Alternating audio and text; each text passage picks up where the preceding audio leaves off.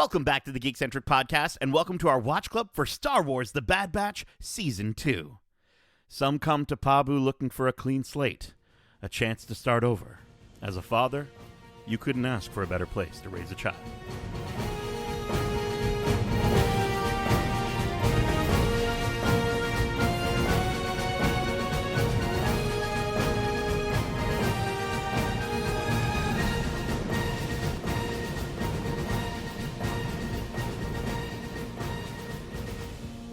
Welcome back to Watch Club. My name is CTO831, but you can call me Hugs, and this is our Watch Club for Star Wars The Bad Batch Season 2, Episode 13, titled Pabu.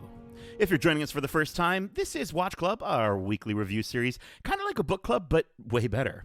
Keep in mind, we will be going to full spoilers for this series and Star Wars in general, so if you haven't watched this week's episode yet, be sure to do so, and then come right back in less than 12 parsecs. Now, before we're all hit by a sea surge, let me introduce you to the experimental crew of ragtag troopers joining me for this adventure. But you know what?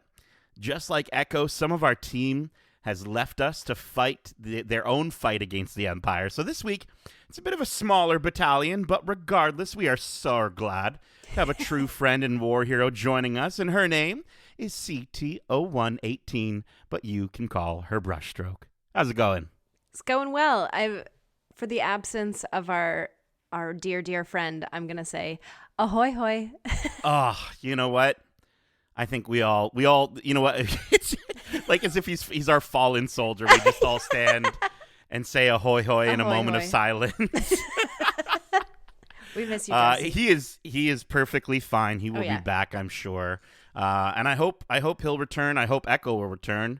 I'm hoping for a lot of things this season. Mm-hmm. But let's kind of get into things here. This episode, kind of a little bit less. It's definitely not a dark episode like last week's. Last week was super dark.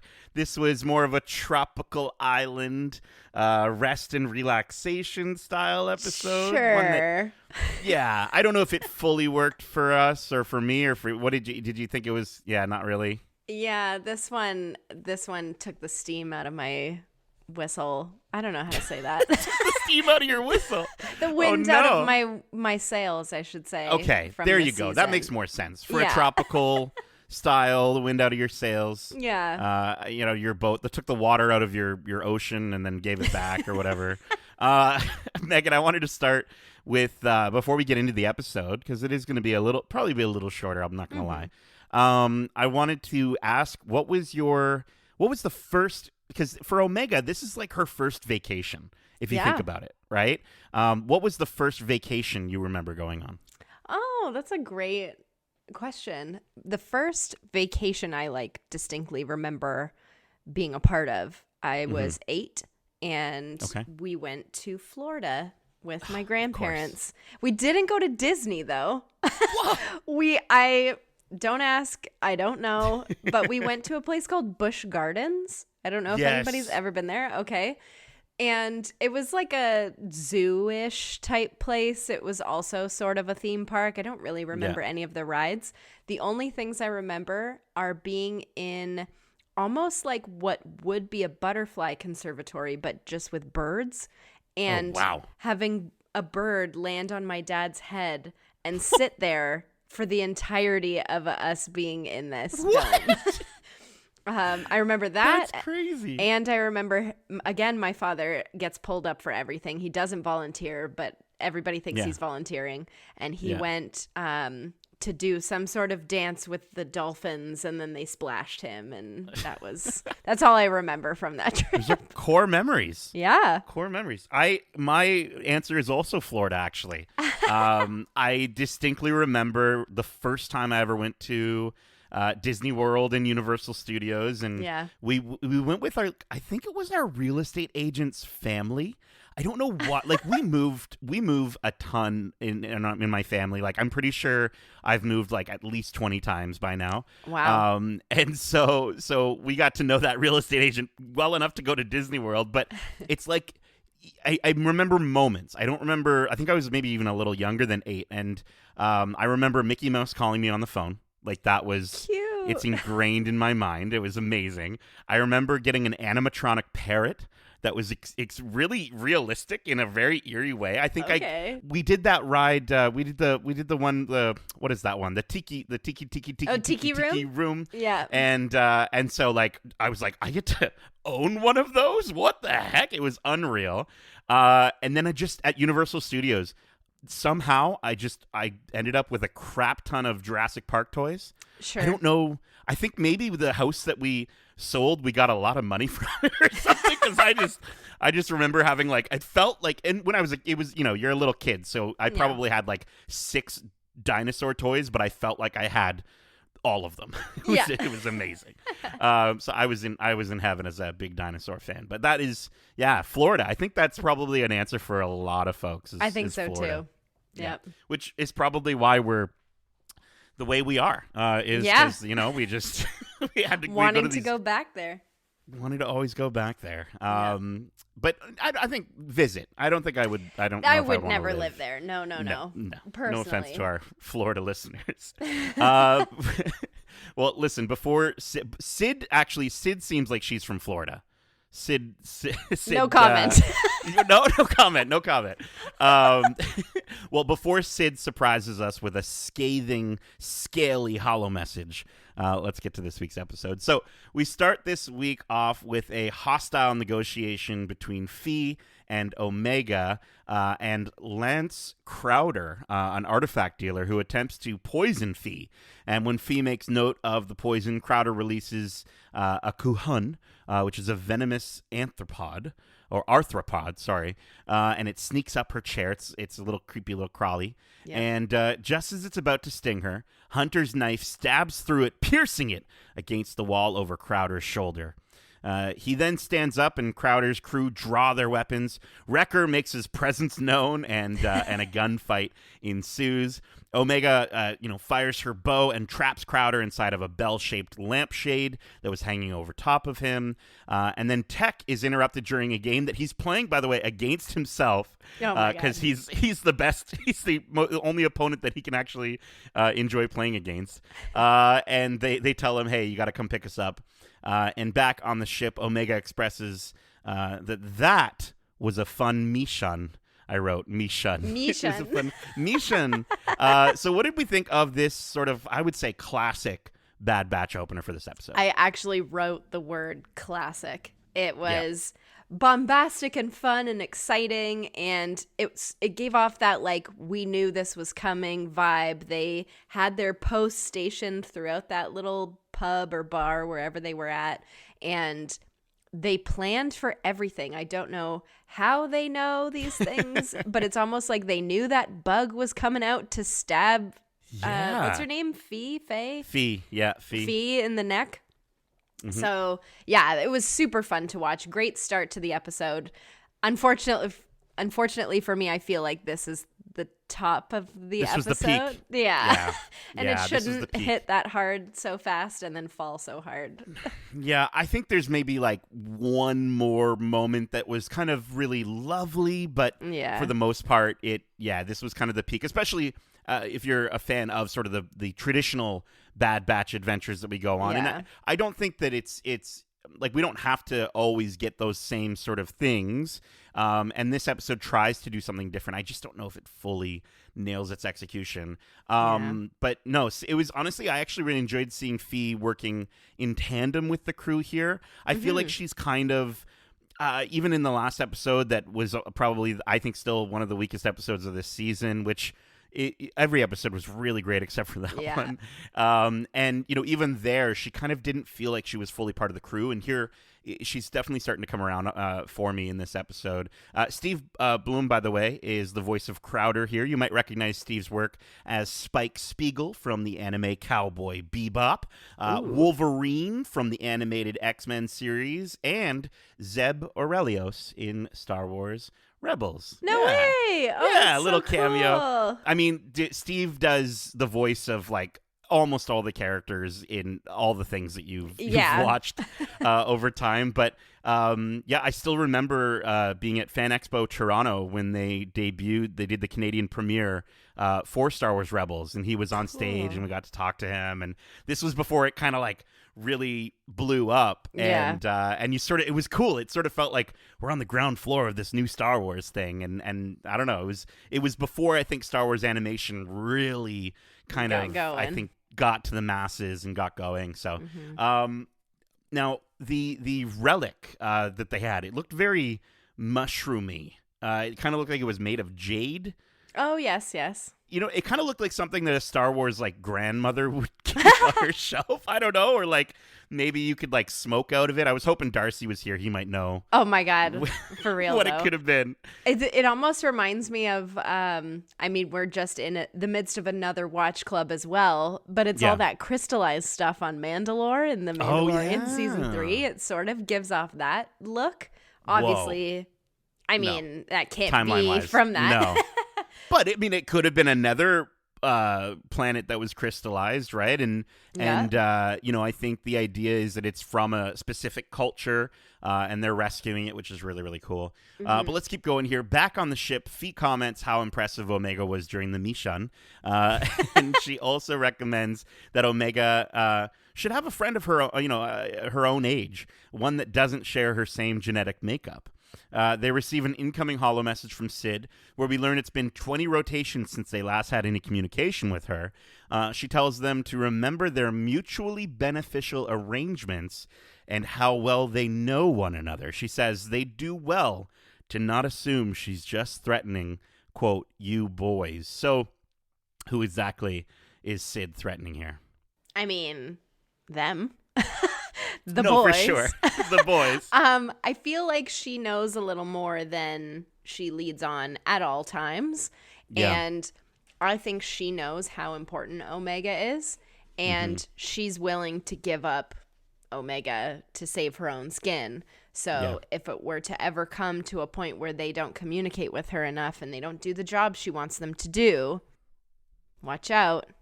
Right. She's and then we got that Ernie Hudson's character, I can't remember his name, but he was saying in that episode with Teo that he's like, hey, watch your backs, guys, because like she's not to be trifled with. And I'm wondering if she has connection with Cad Bane or Fennec Shand. Like, I'm wondering if in some way she, through dealings, through her, that she's done in the past, if maybe she's found a way to be in touch with them. And I mean, I don't know. I struggle to think that she'd take it that far, though. You know what I mean? Like, I know she's upset, but do you think she'd actually I don't think she holds ties with anybody. I don't think she trusts anybody. I think she cons a lot of people. Yep. So I have a feeling that could be their biggest issue with her. And Omega is so trusting. She's a kid. She's innocent, So Hunter trying to cut that tie, I think, is a good thing, because Omega's, she sort of has a soft spot for Sid, and I don't think that's safe for her. Whether Sid is going to do anything overtly like negative or villainous, I don't know if she'll ever get that far, but I think Hunter's right in not totally trusting her. Well, I mean, we do have more seasons of the Bad Batch, I'm sure, coming up. I don't know if anything's been announced, but I'm sure we do. Obviously, on the Mandalorian side, Filoni is or Favreau is saying, we're not even halfway through. So I'm sure if that's the case, Filoni's probably like, listen, give me a few more seasons with these with this Bad Batch. And I think, if we do get to see more of a redemption arc for Crosshair this season, maybe going forward we do get that betrayal from Sid, and we get a really, I'm looking for, honestly, give me a make me cry moment with Omega, just looking at Sid and just being disappointed and sad, and it would be amazing. Like, what if Sid's the one who gives her up to the cloning facility or something? Whoa. That would be really unfortunate. That makes a lot of sense, though, now that you say it. I'd be really upset. It's also interesting to see the juxtaposition that they're sort of laying down here between Fee and Sid. where Fee is kind of helping them because she sees so much potential in Omega and knows that she deserves better, and she knows that she can provide that to her. Whereas Sid is just, threatening to bring them harm if they don't return to basically not really be her friends, but her employees. Like, it's basically just like, not only am I going to fire you, but something really bad is going to happen. And that's not great. That's not great. So let's keep going here. Fee asks Hunter if they have a plan, and then asks them to come with her to her planet. Once they arrive on the planet, they land on the beautiful island of Pabu that Fee describes as her home away from home. Fee describes the Archeum, which holds treasures from all across the galaxy, remnants of various cultures of the refugees that come to Pabu for safety from the Empire. Then we meet Fee's friend, Mayor Shep Hazard, and his daughter, Liana. And after further introductions, we learn that Fee never brings friends to this safe haven, not even Sid, which that's good to hear. Yes. While witnessing the vastness of the island, Omega and Liana encounter some Muños. Muños, oh, so much fun. Buy all the plushies. Which the elders of the island say have been there since before the island was inhabited. As Omega laughs, Tech and Wrecker take notice, as Fee continues to suggest they stay on Pabu permanently. So what did you think of Mayor Shep, Liana, and the island of Pabu? See, I wanted to like this. I was excited about this. And this is where the episode truly starts to fall flat for me. I don't know how to explain it. This happened so much in season 1 for you guys, where a lot of these episodes feel like a kid's show. They give off this childish sort of expositional feel, and it's not that entertaining for an adult to watch. It's great to watch the animation, but we didn't have any of those episodes this season, and I was so excited that it was getting darker and more intense, and the storylines were deeper, and now we've gone surface level again. Fee gives off this super scripted kids show expositional vibe, and her whole explanation of the Archeum and the cultural aspects of all the artifacts and everything is so blah. And I wanted it to be really cool because it is a great concept. Yes. But the way that, and I don't want to fault Wanda Sykes for this. It's also the script, but it just felt like a kid's show. It felt like I was watching like Carmen Sandiego or Dora the Explorer, but heightened a little bit, where they're just sort of standing there. Hey, kids, this is the Archeum. This is where all these really cool things from all over the world come to stay. And it's just, I don't know. Even the new characters, too, the way they're introduced. What was his name? The prime minister, whatever he is. The Mayor Shep.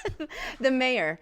He even comes off really expositional and childlike. And so I think this is sort of where the episode starts to fall flat for me, and it has a hard time picking it back up. I would agree with that from a writing standpoint. And I think it's one of those things where it's like, even if it isn't as far as you say it is, because how phenomenal the writing has been in all the other episodes, you feel it more. You feel it more when they drop the ball even a little bit.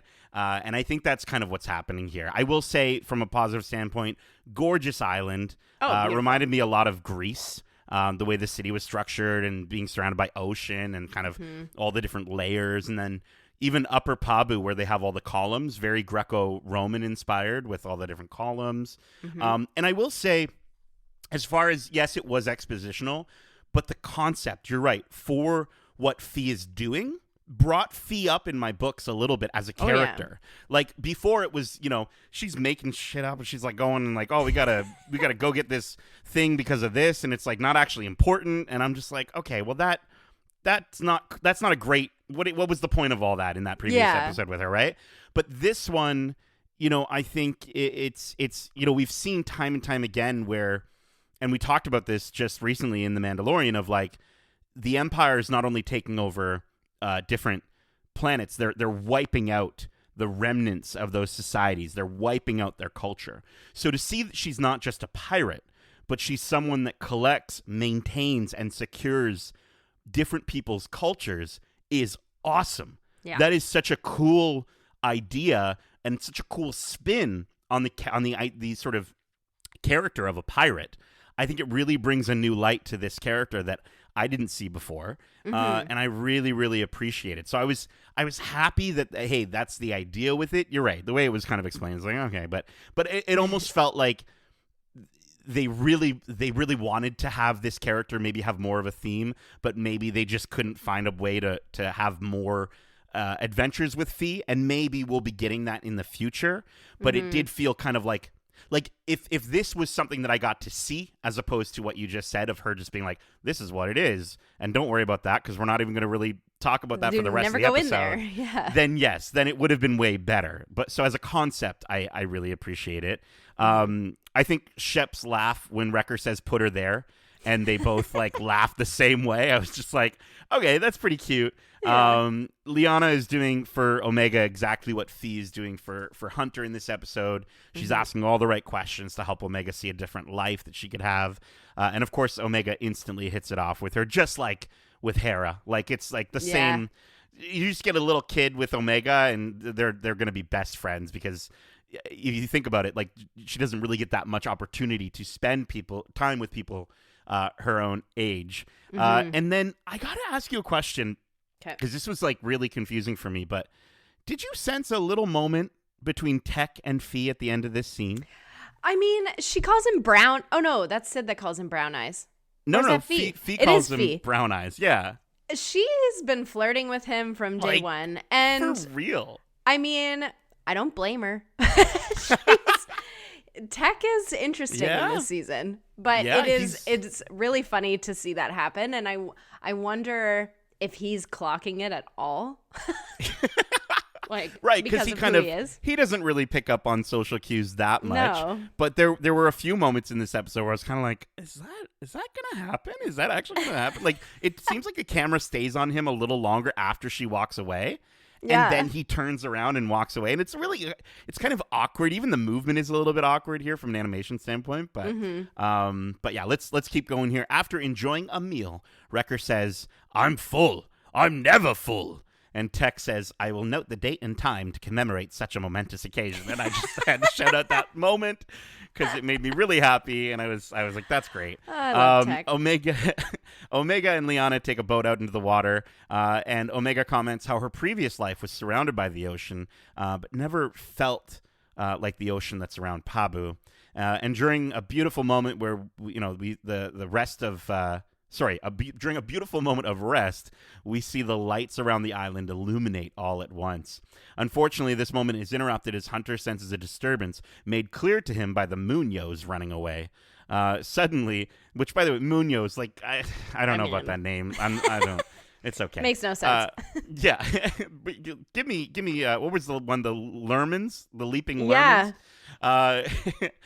Suddenly, the island shakes as a tremor rocks the entire island, and Liana suggests they head back in just to be safe, but before they can make it back, a sea surge breaks out, and a loud siren blasts as the island continues to quake. As the Bad Batch work to evacuate all of Lower Pabu, Omega and Liana jump from their boat to attempt to swim back to shore, but in doing so, the water all around them gets pulled back into a giant wave that they now have to run from. Eventually, Hunter manages to swing by and pick them up with the Marauder.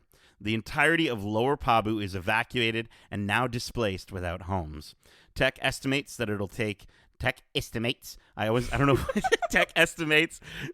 take many rotations to rebuild Pabu, and Hunter suggests that they stay to help with the repairs. So, before we get to our final thoughts on this episode, what did you think of this terrible luck for our Bad Batch crew arriving and then immediately encountering a natural disaster that supposedly doesn't happen all the time?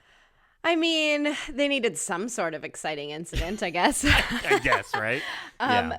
But again, here's a moment where there were stakes, but they didn't really feel that big. Like, yeah. I mean, it gave the vibe that, Omega and Liana is her name, were stuck out so far it looked really, really far away from Pabu. Yeah. And then all these people are running up these staircase type hallways and trying to climb the side of Pabu, and it's like there's no way everybody's gonna live. But then everybody lives. Yeah. I get their homes are destroyed, and that sucks, and they're gonna stick around to help rebuild. Yeah. Again, it just feels very kid showy, where it's, there's these big stakes, but then everything's fine. So Yeah. it didn't really feel like there was that much of a payoff for this episode. I mean, I guess we have quite the build-up ahead of us with 3 episodes left after. So we had to have some sort of filler episode in there. We needed a rest, I guess, right? Yeah. And this is their answer to that.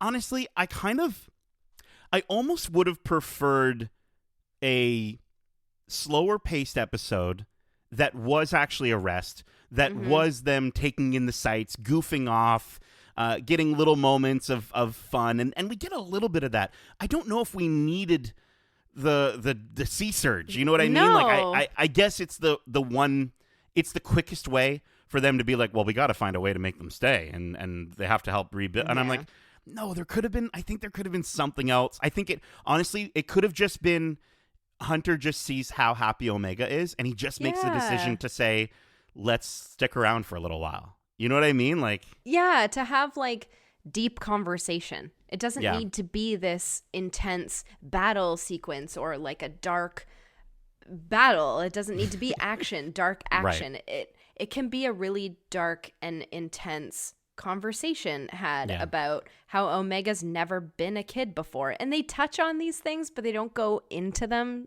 too deeply. Because they had to put a certain amount of time for the sea surge, which in my description, I don't think I left anything out, and it was pretty much just it's that, like right? Nothing happened, right? So I think back to the episode 2 where Omega and Tech are stuck in that mine.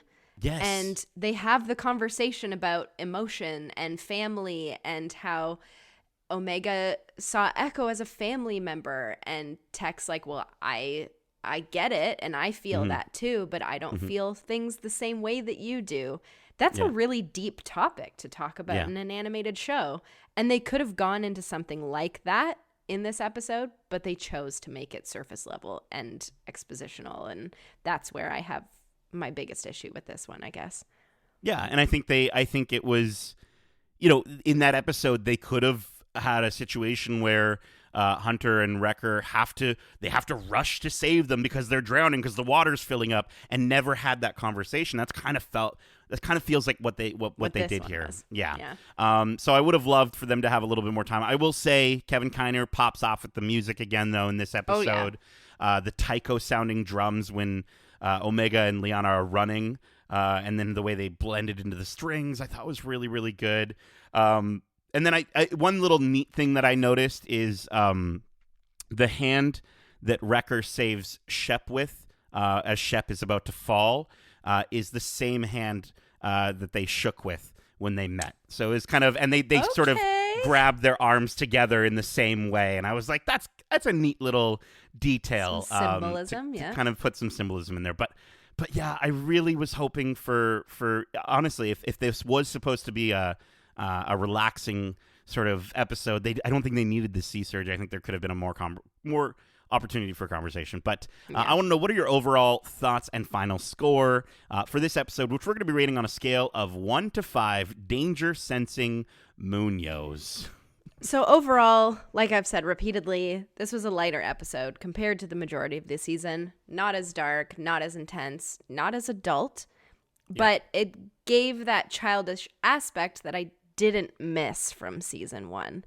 Right. I don't mind when episodes feel a little bit more for kids. I've watched Bluey by myself. Like, come on. But this one just like, it felt very surface level. It didn't go into storylines or conversation that I think that it could have and it would have benefited from. Definitely not my favorite episode. And I didn't actually feel very much connection to this new place. I kind of wanted to really love Pabu, and it didn't give me enough time to fall in love with the people in the place. So for that reason, I'm going to give this a 2 out of 5 Ooh. danger sensing Munoz. That is the lowest score I think I've ever given on a watch club. I think so. Wow. Not my fave. No, that's okay. I think this episode was fine. I enjoyed seeing the Bad Batch at times in, resting, and Wrecker eating saying he's full. I thought that was a cute little moment. And again, some of the symbolism and the concepts they were going for with this episode were great initially. I think it just sort of fell into, like you were saying, like just some of the sort of easier answers to say, well, let's just have a big Sea Surge event that'll keep them there. It didn't feel like there was a ton of moments of just getting to have those conversations. I think the closest we get to that would be Fee and Tech, sort of having that moment when all the lights go on, or Shep and Hunter kind of having their conversation, and then even Omega and Liana talking about that sort of thing. And again, it's these little tiny moments that are just interrupted by this big event that I don't necessarily know if that needed to happen. And I think it could have been better if we'd sort of just really gone in a different direction with this episode. I think the good stuff is, again, the music. It introduces a safe space for the Bad Batch away from the Empire. And maybe it could be their final resting place for these characters. I could totally see this working as a location that we come back to maybe by the time the series is over. And again, this episode did elevate my ideas of Fee Genoa. Her overall intentions as a liberator of ancient wonders, I think, is really cool. The idea that we have a character that is out there to rescue culture in a world where the governing body is destroying it, trying to make everyone into the same thing. So I love that we have that. I'm hoping we get to explore it more, and it's honestly, even just the thought of it has elevated the character of Fee in my mind, because I especially after the episode that was focusing on her, I was really down in the dumps about Fee, and I'm really happy that she seems like they might be able to do some really cool stuff with her. And then I think overall it was fine. It was a very predictable episode. Doesn't do too much. So I'm going to give this one a 2.5 out of 5. Danger sensing Munoz. That's the lowest score that I also gave the previous Fee-centric episode. And Fee was one of my favorite parts of this episode. So great for her. But again, I don't necessarily know if this is peak Bad Batch. I'm excited for next week. I'm excited to get into a little bit more stuff with Crosshair, I'm hoping. And I'm just excited for this show. I think other than, kind of these 2 episodes that we described, like, this season has just been incredible, outstanding, incredible Star Wars. But that is it for this week's Watch Club. We hope you enjoyed it. This week's Watch Club for Star Wars: The Bad Batch Season 2. If you did, make sure to subscribe to us wherever you like to listen to podcasts, if you haven't already. And if you want to write into the show with your thoughts or predictions on the shows we cover in Watch Club, well, you don't have to run away from your mean green auntie only to land on an island as it's hit by a sea surge. Instead, Megan, can you let the big, beautiful batches know where they can reach us by holomessage? Absolutely. They can reach us at wearegeekcentric@gmail.com. That's wearegeekcentric@gmail.com. Or if you're more interested in chasing a bunch of Munoz all the way from the sea to the top of an island, you can find us on Twitter at GeekcentricYT or on Instagram at wearegeekcentric. It's just like if a Munoz and a Lerman met each other, like what? What would happen? That's like a Goofy owning a dog situation, like Goofy and Pluto situation. I'm like, that's weird to me. Keep in mind, we also have a ton of other great episodes covering the latest in movies, TV shows, and games, including our recent spoiler-free review for the Apple TV original series, Hello Tomorrow. And if you enjoyed this Watch Club, we just wrapped our Watch Club for HBO's The Last of Us, which was absolutely phenomenal. And you can go back and listen to our thoughts on every episode for that show's first season. And if you dig this Watch Club, and you also believe that this is the way, we have our Mandalorian Season 3 Watch Club going out every single week shortly after each episode debuts on Disney+. And speaking of the Mandalorian Season 3, we also have interviews out now, like our interview with the Mandalorian Season 3 director, Rick Famuyiwa, as well as Bo-Katan Kryze herself, Katie Sackhoff. Justin had the chance to chat with both of them and discuss their voice in the larger Mandalorian story. And there's also a lovely moment about Star Wars parenting. So go give those episodes a listen. Go watch some of those interviews on YouTube at youtube.com/geekcentric. And you can also check out my interview with the Bad Batch themselves, D. Bradley Baker. I got a chance to talk to him. Still one of my favorite moments of last year. So again, subscribe. Keep up with all the stuff we got coming at you. We're going to have some stuff coming from Star Wars Celebration in the next month. Very excited to talk about all of that. I'm so stoked to see what we get out of that. So look forward to our coverage on that in April. Megan, thank you so much for joining me for this watch club. A little two team up watch club here. Very fun. And as we say, good soldiers follow orders.